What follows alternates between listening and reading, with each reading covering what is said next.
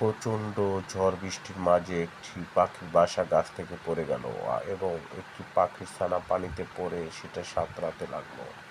একটি লোক দেখে পাখির ছানাটাকে হাতে নিল এবং বাসাটাকে হাতে নিয়ে দেখতে লাগলো যে কোন গাছ থেকে পড়লো, এবং তাকে শুকনো জায়গায় নিল এবং দেখলো সেখানে 6টি পাখির ছানা।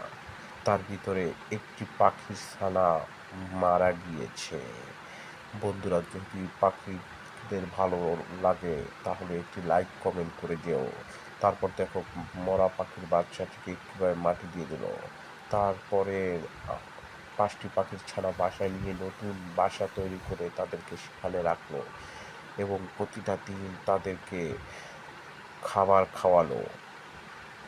এতে করে পাখির বাচ্চাগুলো আস্তে আস্তে বড় হতে লাগলো এবং খুব সুন্দর কিউট কিউট বাচ্চা হলো। যদি ভিডিওটি